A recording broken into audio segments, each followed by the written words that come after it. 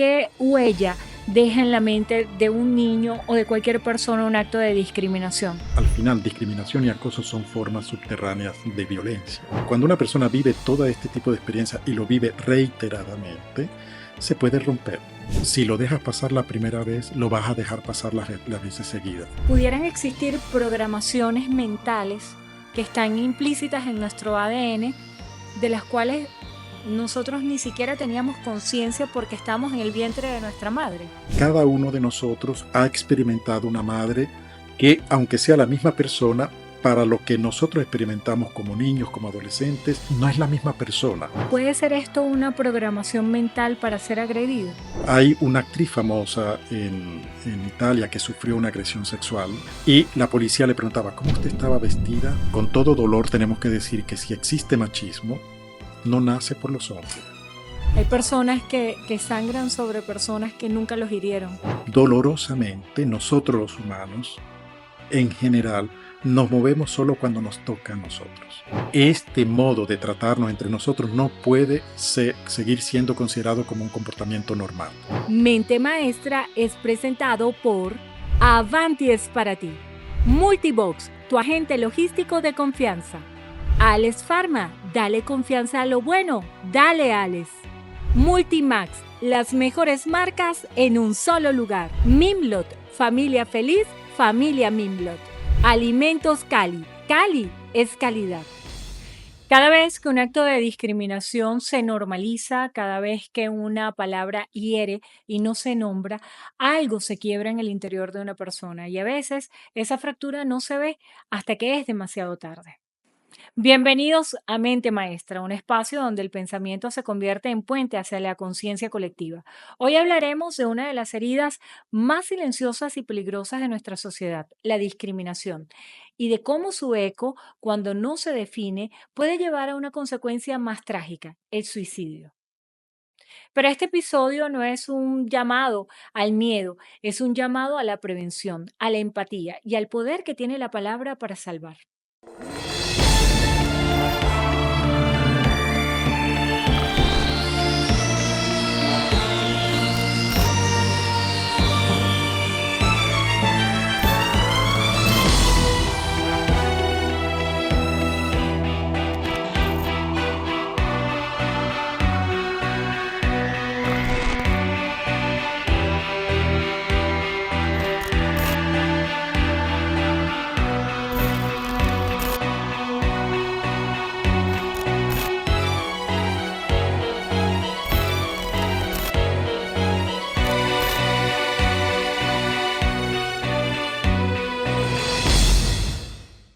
Bienvenidos a Mente Maestra. Nos acompaña hoy el psicólogo José Ramón Pernilla, experto en salud mental y participante del protocolo 283, una herramienta pionera en Venezuela para la atención de casos de discriminación, acoso y violencia por sexo, género, identidad de género y orientación sexual.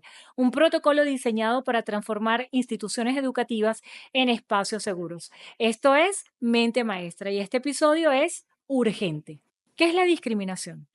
Cuando nosotros actuamos con dos pesos, dos misuras diferentes con una persona o con diferentes personas según su condición social, según su color de la piel, según su orientación sexual por el género, por ejemplo, generalmente, aunque eso nos duele a nosotros los varones, generalmente no tratamos del mismo modo, por ejemplo, con las condiciones contractuales de una mujer, como lo hacemos con un hombre. En el mundo está comprobado que las mujeres ganan el 30% menos para el mismo cargo de lo que de lo que gana un hombre. O, por ejemplo, damos por descontado que cuando uno llega, por ejemplo, a la recepción de un hotel, que quien es el invitado o el profesional invitado, el doctor invitado es el hombre, aunque realmente quien haya sido invitado es la mujer y el hombre sea solamente el acompañante, el esposo de esta persona. Nosotros damos por descontado que si se habla de un médico en familia, es el hombre de la casa. Este tipo de situaciones de comportamiento es lo mismo que muchas personas, por el color de su piel, por su origen geográfico, recibe un tratamiento diverso, un trato diverso de lo que reciben normalmente otras personas que nosotros consideramos, siempre es considerar una persona más alto, una persona en una posición mucho más baja que la otra. Esta es la sustancia de la discriminación. Después se declina en tantos microcomportamientos cotidianos. Cuando pensamos en discriminación y nos hace referencia a cada uno de esos casos, pensamos en esa lucha incansable que históricamente ha existido por la igualdad. En el caso de usted como psicólogo, ha tenido una vida muy particular porque durante 12 años fue sacerdote, luego colgó sus hábitos para dedicarse a la vida como un laico comprometido. Eso tal vez le da una sensibilidad y una empatía diferente con este tema de la igualdad, pero muchas veces esta búsqueda de igualdad nos lleva a un falso empoderamiento femenino que a veces violenta al hombre. ¿Cómo podemos hacer para que en términos de igualdad y de discriminación se pueda hablar sin dañar al otro? En este momento histórico, hay una contraposición entre la cultura llamada woke, que podríamos decir ha impuesto una cultura identitaria respecto, en teoría, para contrarrestar, para balancear las discriminaciones que se verificaban, que se han verificado a lo largo del tiempo respecto a ciertas condiciones, por ejemplo, la condición de la mujer, la condición de la persona con orientación sexual de tipo homosexual o con personas que tienen identidad de género diferente de lo que es el sexo asignado cuando nació. Se pasó al extremo en algunas situaciones, en algunos contextos en que, por ejemplo, la aplicación de las cuotas fue a descápito, a daño de la capacidad, de la cualidad y de la verdadera, el verdadero mérito que tenía una persona para obtener. Así que se creó una discriminación, en muchas ocasiones se ha creado una discriminación al revés. Es lo que hay un dicho muy antiguo que dice botar el niño con el agua sucia. Correcto, y es que incluso ha habido planteamientos de, por ejemplo, si queremos la igualdad de la mujer, no debería existir un ministerio de la mujer si no existe un ministerio del hombre. Entonces, ¿cómo hacer que esa búsqueda de la igualdad y esa lucha porque no exista discriminación no se convierta más bien en promotora de mayor discriminación? Porque levantar estas banderas también pudiéramos estar discriminando al Sí, otro. exactamente. En el tentativo de crear un equilibrio, se crea un desequilibrio por el otro lado, digamos, por el otro extremo. Y uno de los problemas del ser humano es que nos cuesta encontrar el punto medio de equilibrio. Pasamos de un extremo al otro extremo. Se pasó, por ejemplo, del extremo donde el niño no existía. La mayor parte de nosotros que supera los 50 años, cuando nos cambiaron de escuela, nunca nos pidieron si nos gustaba, si queríamos, si teníamos un grupo de amigos que no queríamos dejar, y se ha pasado en lo que por lo menos en Italia se llama la tiranía del niño. La tiranía del niño porque pareciera que toda la familia viva en función única y exclusivamente con el niño. Entonces, en el tentativo de superar, de pedir cuentas a ciertas exageraciones o a ciertos abusos del pasado, se ha pasado a nuevas formas de abuso. ¿Cuál es el primer impacto que deja en la mente de una persona la discriminación cuando ocurre en edades tempranas? Cuando, por ejemplo, usted citaba el ejemplo de lo que sucede en Italia porque es el país donde reside con los niños, pero ¿qué huella deja en la mente de un niño o de cualquier persona un acto de discriminación?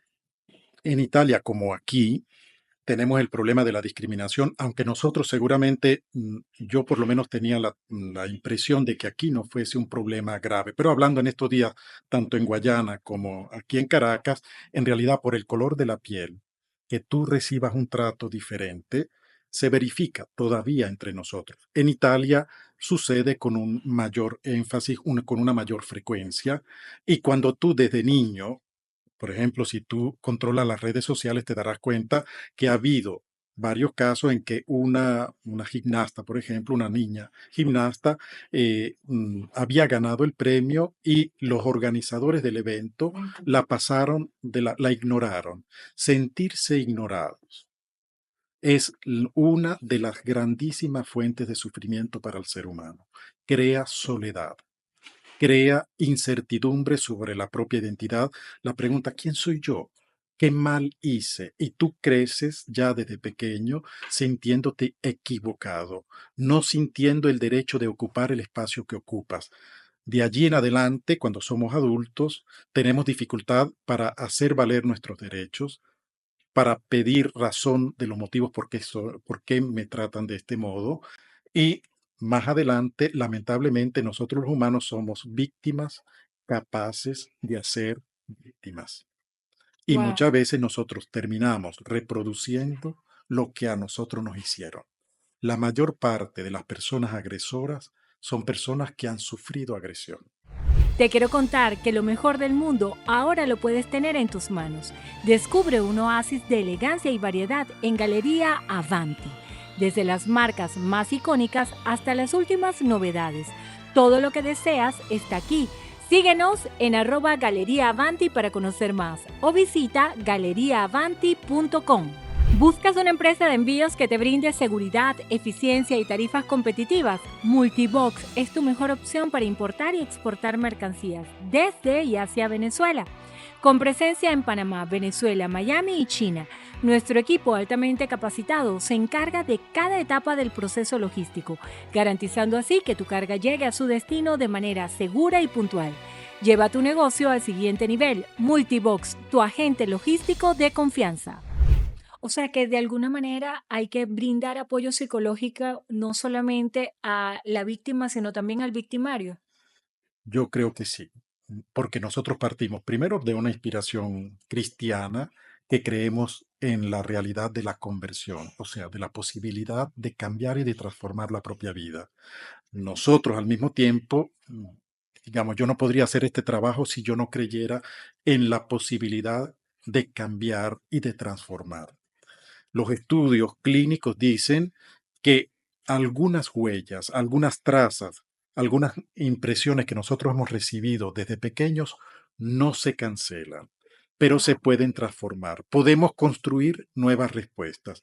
Nosotros, desde muy pequeños, algunos ya hipotizan que desde el sexto mes de embarazo de la mujer, ya comenzamos a construir una relación con el mundo externo. Sobre todo los 3 primeros años, un estudioso después de la guerra, Bowlby, decía que construíamos nuestro modo de percibir y de sentir el mundo en los 3 primeros años. Otros estudiosos dicen, Winnicott, por ejemplo, en la relación madre-hijo, dice que nosotros construimos nuestra relación en el círculo primario, que generalmente son nuestro padre, nuestra madre, nuestros hermanos, o cuando hay una cercanía de parte de los abuelos, pero a otro lo amplían, por ejemplo, a los enseñantes, a las maestras, a los enseñantes de los primeros años de vida. Y otros estudiosos dicen el mágico número 7, más o menos 2. O sea, que entre los Los 5 5 y los y los 9 9 años. años nosotros construimos nuestro modo de estar en este mundo, nuestro modo, o sea, cómo el mundo nos Interpreta. golpea, cómo leemos y cómo sentimos el mundo y cómo nosotros respondemos y reaccionamos a las cosas que el mundo nos presenta. Nosotros los construimos más o menos así. Hoy se termina teorizando que en realidad, por ejemplo, el periodo de la adolescencia, que es un periodo donde efectivamente, que algunos dicen desde el nacimiento, nosotros comenzamos a crear nuestra individualidad. Ujú. Y es un proceso que dura toda la vida. Otros dicen que dura la adolescencia, que sería el elemento explosivo para nosotros de sentirnos un individuo diferente de nuestros padres, que algunos hipotizan que dure hasta los 30 años hoy. O sea que hay una adolescencia prolongada Hoy se habla de una adolescencia prolongada. y que puede extenderse hasta los 30 años. Podría extenderse hasta los 30 años. Obviamente cambia por tantos motivos. Nosotros somos un conjunto de diferentes situaciones. Primero de tipo genético, de dónde provenimos, cuál es la historia genética, porque nosotros tenemos nuestra sangre, nuestra carne tiene una memoria genética de dónde venimos, de dónde vienen los nuestros. Segunda cosa, porque no es determinante, porque existe también la epigenética y la epigenética se manifiesta con las experiencias que nosotros hemos vivido. De hecho, por ejemplo, no nace en Italia, pero ahora en Italia en ginecología están tratando de reconstruir los primeros 1000 años, perdón, los primeros 1000 días de vida de una persona. Por ejemplo, Wow. desde la concepción del niño, por ejemplo, qué comía la mamá, qué experiencias tenía la mamá, mientras iniciaba la gestación, durante la gestación y en los primeros 3 años de vida. También, por ejemplo, O sea, que pudieran existir programaciones mentales que están implícitas en nuestro ADN, de las cuales nosotros ni siquiera teníamos conciencia porque estamos en el vientre de nuestra madre. en parte sí, algunos dicen que es posible también de lo que han vivido nuestros antepasados. Por ejemplo, hay un movimiento que viene a veces criticado en el mundo de la psicología que se llama las Las constelaciones familiares. constelaciones familiares. Existe una serie turca que yo he Mi visto, otra yo. sí, Me encanta. Another Self, sí, que trata propio y explica verdaderamente, allí es bastante didáctico de cómo se realizan técnicamente las constelaciones familiares. La única cosa que yo he notado en esa serie es que, digamos, él parece que adivine, el terapeuta que guía el encuentro, pareciera que adivinara qué cosa es lo que a la persona le está sucediendo, cosa que no es así tan fácil. Pero del resto, así funciona. Efectivamente, quien ha participado en un grupo de constelaciones familiares se da cuenta que muchas veces nosotros llevamos a cabo, como si tuviéramos la misión de llevar a cabo un mandato que hemos recibido quién sabe desde hace cuánto tiempo, como si nosotros tuviéramos que cumplir un modo de ser, un modo de enfrentar el mundo, pero no es determinante este tipo de herencia. Nosotros también tenemos nuestra experiencia individual. Por ejemplo, si preguntamos a familias donde hay más de un hermano, nosotros somos 6, 2 varones, 4 hembras. Si preguntas a mi hermano y a mis hermanas, ¿quién es mi papá? ¿Quién era mi papá? ¿Quién es mi mamá? Parecieran 6 personas diferentes, porque cada uno de nosotros ha experimentado una madre que, aunque sea la misma persona, para lo que nosotros experimentamos como niños, como adolescentes, y lo que experimentamos aún hoy, no es la misma persona, porque es inevitable que cada uno de nosotros haya construido una imagen, exactamente como cuando te leen un libro, cuando te cuentan una historia, nosotros nos creamos mentalmente toda una imagen. ¿Por qué motivo muchas personas que han leído un libro, después cuando ven la película, se decepcionan? Porque la imagen que se habían creado no es la misma. Y no se corresponde. Y luego hay un tercer elemento, genética, experiencia individual, experiencia emocional, cómo se conformó nuestra respuesta emocional a los eventos que la vida nos traía. Y la otra cosa es el evento casualidad. Todos nosotros hemos vivido, para bien o para mal, eventos casuales. Algunas veces nos han hecho tanto bien, otras veces nos han hecho tanto daño. Por ejemplo, una conversación entre adultos mientras nosotros éramos niños que creían que nosotros no estábamos escuchando y comparaban a los dos hermanos o a las dos Wow. hermanas. Y sin darse cuenta, no creo que hubiera habido mala intención de parte de esos dos adultos.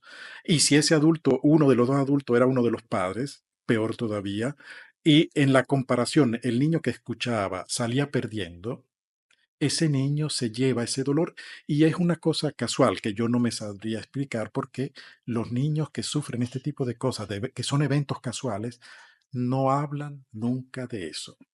Muchas víctimas de discriminación enfrentan la burla, el aislamiento, la vergüenza. Algunas logran procesarla, otras simplemente se apagan, como bien lo dice, no hablan de eso.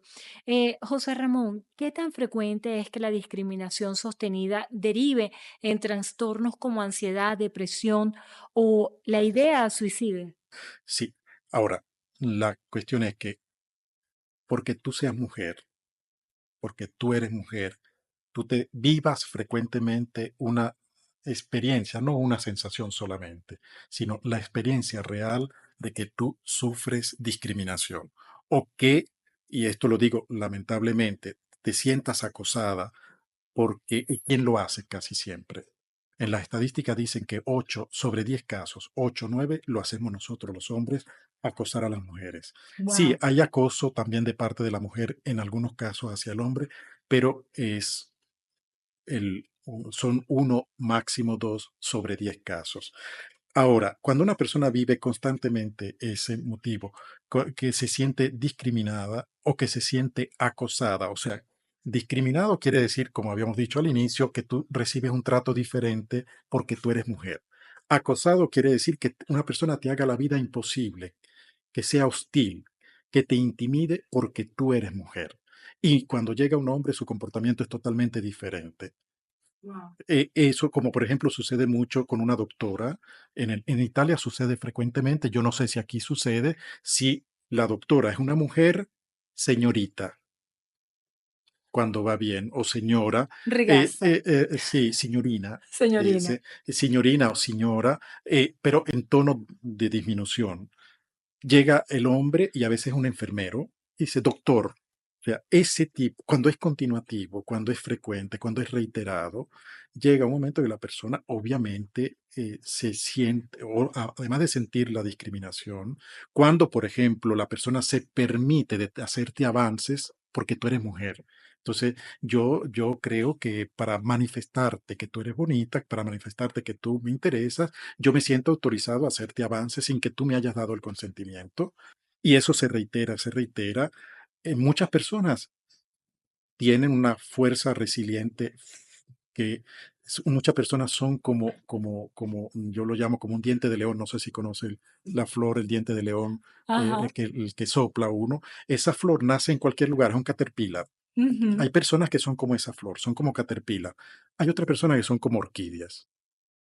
O sea, esas personas logran rendir, dar lo mejor de sí, pero a pacto que haya las condiciones necesarias. Una orquídea, si tiene la humedad justa, la exposición al sol, si tiene las condiciones ideales, es una flor bellísima. Florece y da es bellísimo poder experimentar la belleza de una orquídea. En Cali tuve la ocasión de ver una señora que tenía más de 200 variedades de orquídeas, todas bellísimas, pero ella cuidaba todas estas condiciones para que la orquídea pudiese florecer. Bueno, hay personas que tienen metafóricamente o una o la otra, o a veces tenemos para algunos contextos somos orquídea, para otros contextos somos diente de león. Correcto. Hay personas que entonces, por ejemplo, en este contexto, recibiendo constantemente actos discriminatorios, sufriendo acoso, que son al final discriminación y acoso son formas subterráneas de violencia. Ujú. Cuando el acoso no es solamente de tipo sexual, puede también de tipo sexual, pero cuando el acoso es cuando la persona simplemente te quiere sabotear, quiere que tú no trabajes, no quiere verte progresar porque teme que tú le hagas sombra. Por ejemplo, cuando una persona vive todo este tipo de experiencia y lo vive reiteradamente, se puede romper, Wow. se puede romper. ¿Hay un patrón común en las personas que llegan a ese límite en el cual se rompe y puede determinar incluso el suicidio por estas causas? Hay un perfil tanto del agresor como de la víctima, que digamos más frecuentemente es probable que pueda suceder en este tipo de personas.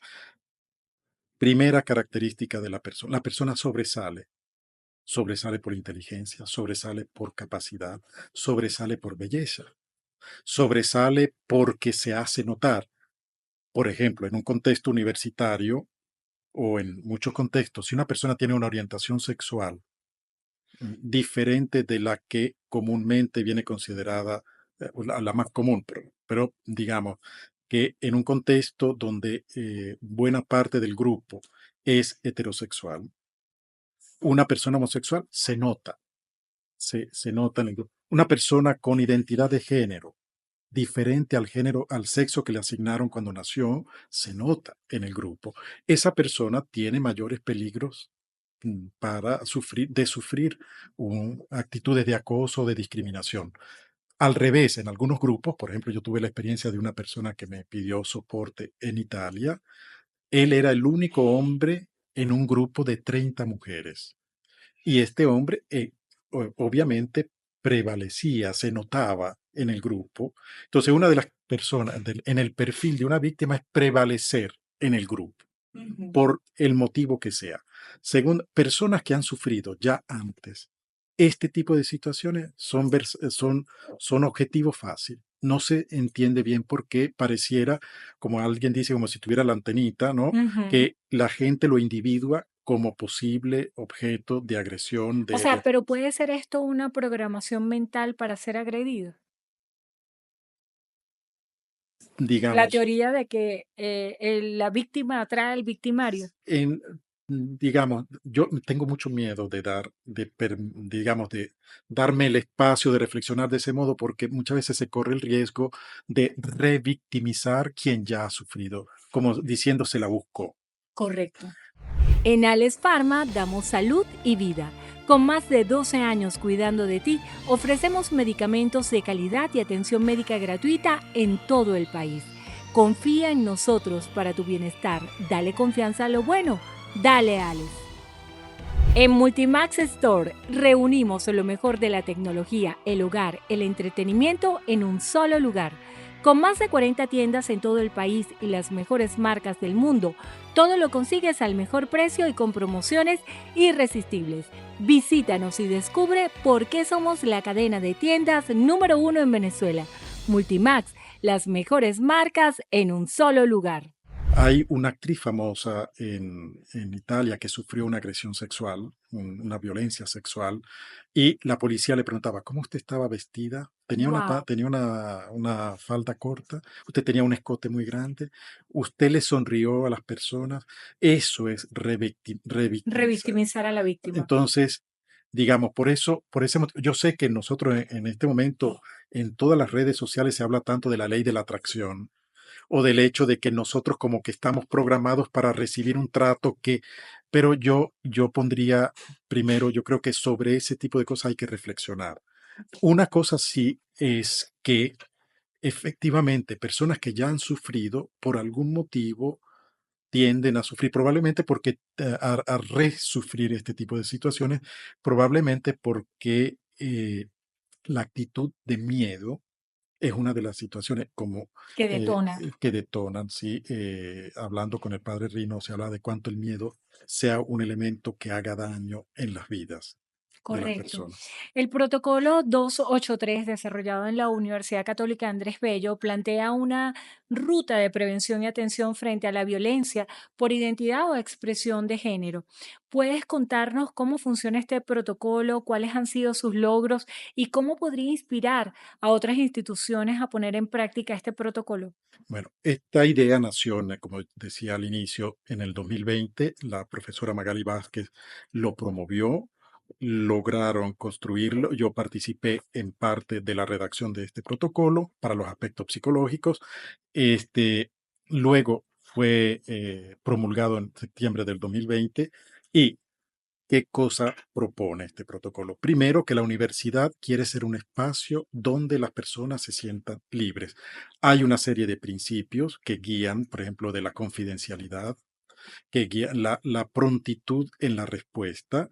La universidad tiene dos comisiones disciplinarias, una en Guayana y una aquí en Caracas, que están perfectamente preparadas. Tienen un equipo de soporte de psicología, de psicólogas, que ayudan a las víctimas cuando lo requieren, si es necesario y si ellas lo requieren, y también ofrecen, en caso de una ulterior asesoría de tipo legal, pueden dar algunos sugerimientos, porque alguna sugerencia, porque obviamente la universidad puede intervenir en el ámbito universitario. Este protocolo ya ha logrado crear una conciencia. Todavía existe el peligro de las personas que se hacen pasar por víctimas no siéndolo, porque ese es uno de los peligros. Correcto, Cuando quieren pasarle factura a alguien, es correcto. uno de los peligros, pero no podemos por eso decir que no pongamos un protocolo. De esa iniciativa, ya 5 años va a ser ahora en septiembre, se van a cumplir. Se está creando una cultura de que el profesor, el docente o quien tenga posición de liderazgo al interno de la universidad tenga como principio es que el respeto que yo pretendo que tú me ofrezcas, subordinado o estudiante, es el mismo respeto que yo te tengo que ofrecer. Es Una digamos, relación de reciprocidad. de recíproco respeto. Y eso no es otra cosa que una inspiración profundamente cristiana. Todas las personas, a los ojos de Dios, merecen respeto. Que la persona sea homosexual no tiene nada que ver, no me autoriza a faltarte el respeto. Que la persona tenga una identidad de género diferente al sexo que le asignaron cuando nació, no me autoriza a faltarte el respeto. Que la persona sea mujer no me autoriza a faltar el respeto. Esto es un cambio cultural en el modo de concebir las relaciones. ¿Por qué? Porque en este momento, particularmente el mundo masculino, estamos en profunda crisis. Nosotros antes pensábamos que el piropo fuese un modo para cortejar. Nosotros antes pensábamos que acercarnos y tocar sin el consentimiento de la persona, si la persona había sonreído, era una autorización. Correcto. Y todo este mundo está cambiando delante de nosotros y a muchos hombres, sobre todo a los hombres, les está cambiando el piso. Muchas personas antes tenían el terror de decir que estaban enamorados de una persona de su mismo sexo. O otras personas tenían el terror de decir que aunque tuvieran un sexo asignado, por ejemplo, masculino, cuando nacieron, la verdad es que ellos querían vivir y expresar su sexualidad, su género como con una vida femenina. Antes tenían el terror. Todavía en muchos lugares del mundo deben vivir con terror esa posibilidad. Nosotros no somos nadie para entrar en el mérito de esto y en un ambiente universitario todavía mucho más. Es importante que yo te ofrezca a ti el respeto y yo no soy nadie para actuar. Pero obviamente tenemos tantos prejuicios porque no somos hijos de Marte. Muchas veces no se discrimina con gritos, sino con silencios, con gestos, con exclusión. ¿De qué manera actúa la violencia simbólica o estructural? ¿Puede ser tan peligrosa como un acto directo? Sí, yo me digo, por ejemplo, hay mucha gente que hace batallas, hay grupos que hacen batallas, pero en el momento de la verdad, a las verdaderas víctimas no se les ofrece ningún tipo de soporte. Yo me pregunto, ¿cuántas mujeres en este momento en nuestro país son golpeadas, maltratadas, son abusadas por parte de sus propias parejas?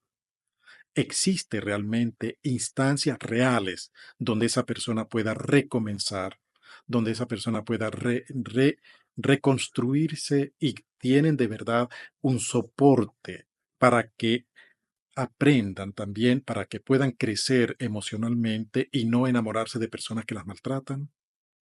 Entonces, yo considero eso una violencia estructural, porque yo te grito, te quiero, quiero tu bien, pero al final, amor son obras, no las buenas razones, decía Santa Teresa. Cada acto discriminatorio que no se define se replica, se multiplica y se vuelve cultura, pero también cada acto de contención puede cortar esa cadena. ¿Qué papel juegan los testigos, los docentes, los compañeros, los padres cuando ocurren este tipo de violaciones discriminatorias? ¿Cómo transformamos a la indiferencia en acción concreta? Yo estoy convencido de existen dos grandes pandemias en curso psicológicas en el mundo. El primero es el de la soledad. Hay mucha soledad. La segunda pandemia es la indiferencia.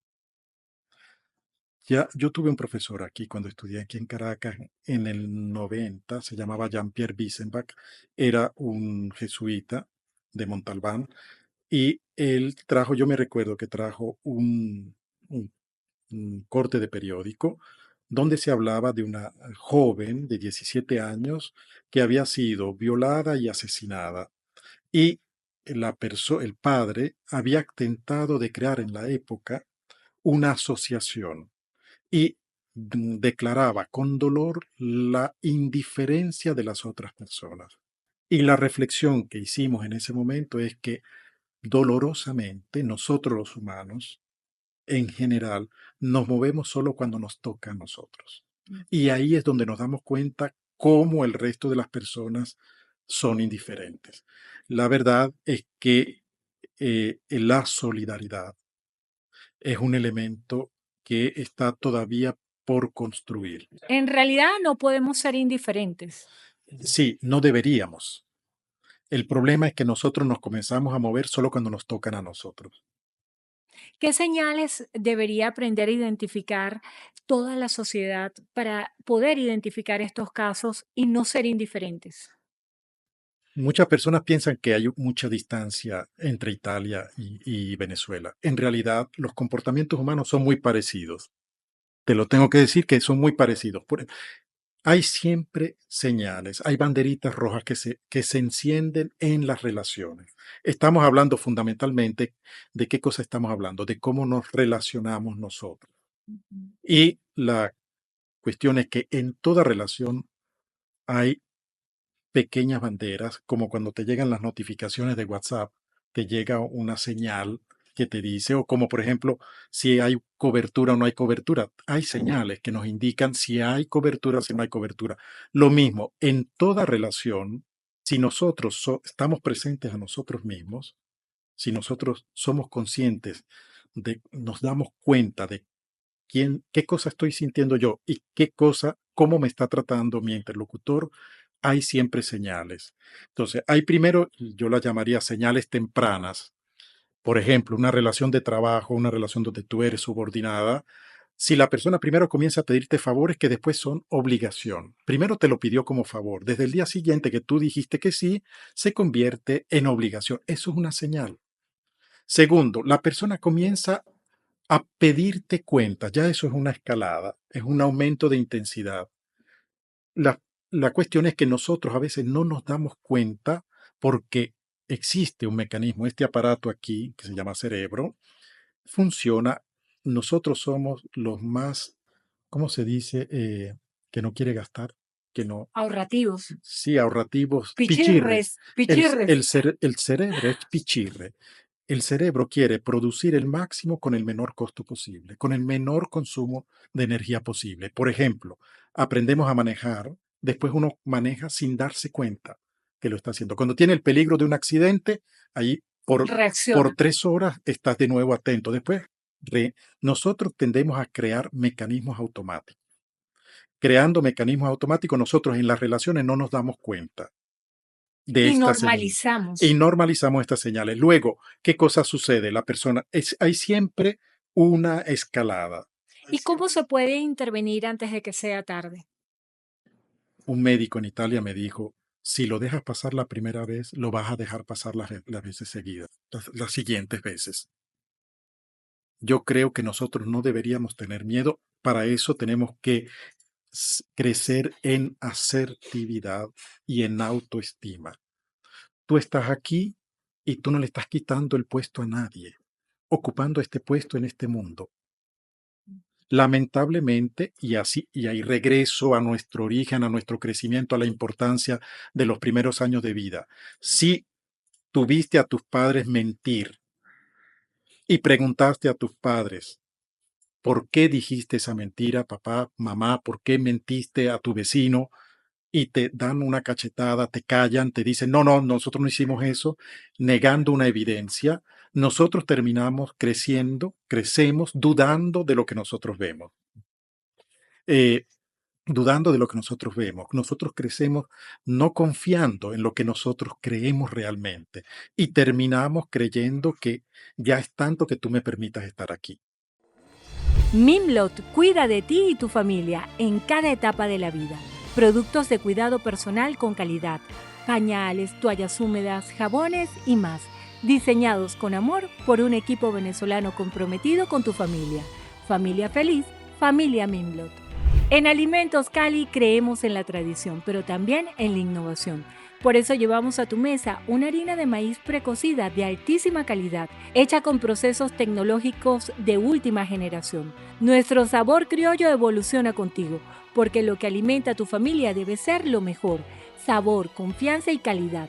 Alimentos Cali, llegamos al corazón de todos los hogares venezolanos. ¿Qué hacer si notamos cambios emocionales o conductas de aislamiento en una persona? La primera cosa es, nosotros tendemos inmediatamente a pasar al consejo, sin dar la posibilidad de que la persona pueda expresar, aunque sea a veces lentamente, lo que está sucediendo. Lo que yo he aprendido humildemente en mi experiencia de trabajo es que más que buenos consejos, Todos nosotros necesitamos que nos escuchen con profundo respeto. Carl Rogers llamaba esto escucha activa. La gente, la mayor parte de nosotros pensamos que si no decimos nada, es como si no estuviéramos haciendo nada, como si fuésemos pasivos. En cambio, no hay nada más activo y nada que pueda confortar y dar fuerza a una persona que sentirse escuchada realmente con respeto, sin juicio. ¿Cómo preparamos la mente humana para defender ante una sociedad que se niega a evolucionar ideas, criterios, gustos, necesidades y creencias que no todos comparten? Yo creo que habrá siempre de todo en todas las sociedades. Aquí en Caracas, yo estoy convencido que en este momento hay al menos una persona que vive como en la edad de la piedra. Wow. Hay una persona, hay un buen número de personas que vive eh, normal con lo que aquí se puede vivir y hay por lo menos una familia que vive con la tecnología, con las ideas, con las condiciones más avanzadas que tú no te puedas imaginar. ¿Cómo podemos fortalecer nuestra idea de nosotros mismos para que todo aquel que quiera señalarnos por ser diferentes no se convierta en nuestro verdugo o nuestro agresor? Hay diversas situaciones, porque hay varios tipos. Hay situaciones de tipo depredadora, hay agresores depredadores. Al depredador, para el depredador tú eres una presa. La única solución en esos casos es escapa y protégete. No hay otra solución. Hay agresores que son instrumentales, que usan la agresión como instrumento para obtener un determinado beneficio. A ese tipo de agresor, la mejor respuesta que nosotros podemos dar es la de no caer en el juego, porque el instrumental, diríamos, como personalidad, la personalidad narcisística, que el narcisista generalmente te hace un bombing, te, te, te corteja, no solamente hombre-mujer, sino también en la relación de trabajo, en la relación de amistad, te corteja y después resulta que todo lo que tú haces está mal, que tú no haces, y esa persona no tiene una autocrítica de ningún tipo. De frente a esa persona es no caer en el juego. Esa es tu opinión, ese es tu punto de vista, no es el mío. Yo respeto tu punto de vista, tú respeta el mío. Pero para poder ejercer eso, necesitamos fortificar nuestra autoestima y nuestra asertividad. Luego, hay personas que realmente son agresivas por miedo. Hay gente que es tímida, profundamente tímida. Y se pone la máscara de la De la agresividad. agresividad. Casi siempre las personas tímidas responden mal, son agresivas. Generalmente, ¿por qué? Porque el miedo tiene tres respuestas posibles. Me defiendo, escapo o me paralizo. ¿Cuándo me defiendo? Cuando no logro escapar. No logrando escapar y la amenaza no es tan fuerte, yo tiendo a defenderme para encontrar una vía de escape. Ujú.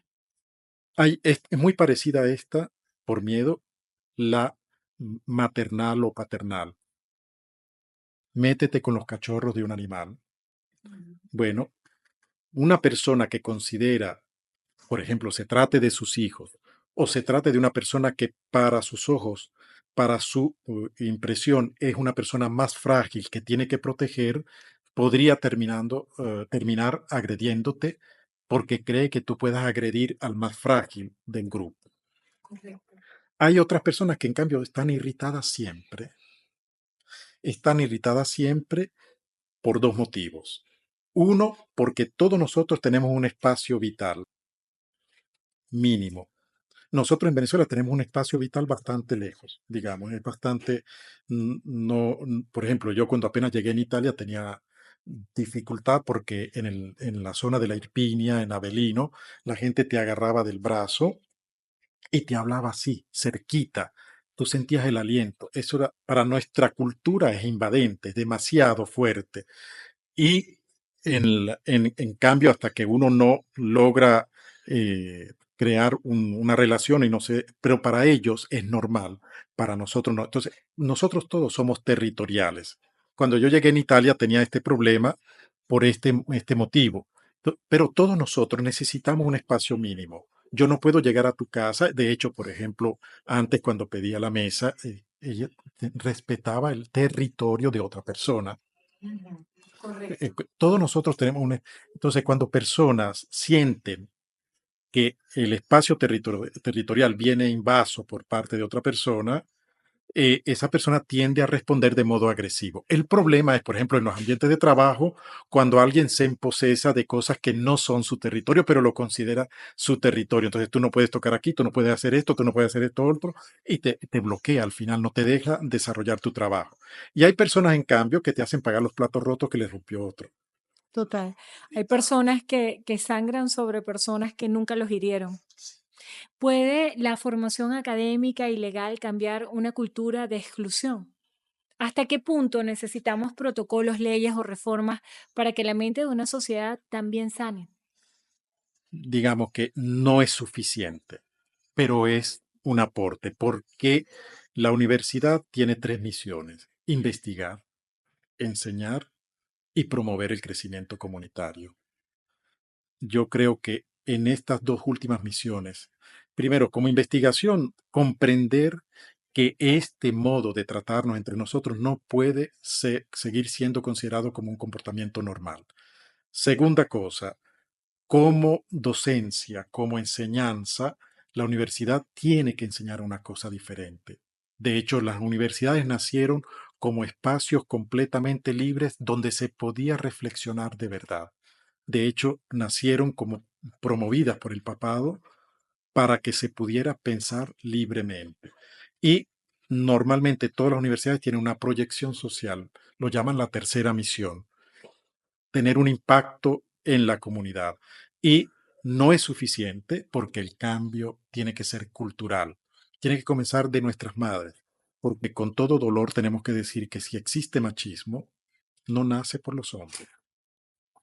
La mayor parte del machismo nace por el modo como la mamá cría al hijo varón y por las cosas que pretende de su hija hembra, de su hija mujer.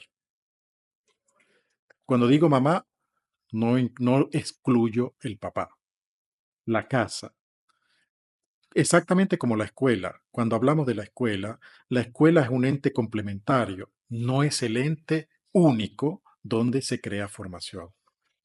Hoy comprendimos que la discriminación no siempre grita, pero sí mata, a veces lentamente, a veces con un último silencio.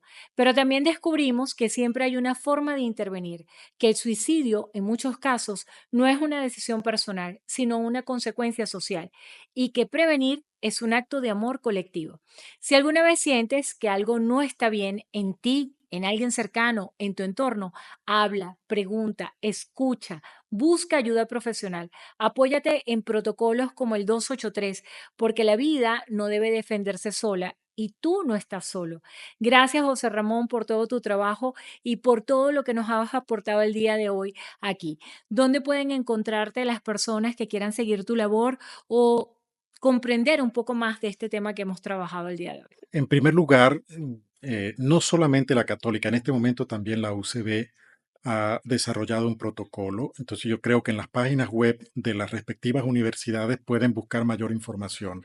Luego, yo estoy tanto en Facebook como en Instagram y digamos que estoy lejano porque estoy en Italia. Yo confío muchísimo en la capacidad y en la profesionalidad de muchos colegas que trabajan aquí en Venezuela, que podrían ser un soporte psicológico, pero sobre todo la cosa más importante es que las cosas hay que hablarlas, hay que decirlas. La cosa principal, el momento principal para todo tipo de cambio es romper el aislamiento. Hoy aprendimos que una mente puede romperse, pero también puede protegerse, que una sociedad puede cambiar, pero necesita el coraje de quienes se atreven a cuestionarla. Recuerda que las mentes maestras no te dan las respuestas, sino que te hacen las preguntas correctas. Soy Andrina Yepes, gracias por acompañarnos en Mente Maestra y nos vemos en un próximo episodio. Mente Maestra fue presentado por Avanti es para ti. Multibox, tu agente logístico de confianza. Alex Pharma, dale confianza a lo bueno, dale Alex. Multimax, las mejores marcas en un solo lugar. Mimlot, familia feliz, familia Mimlot. Alimentos Cali, Cali es calidad.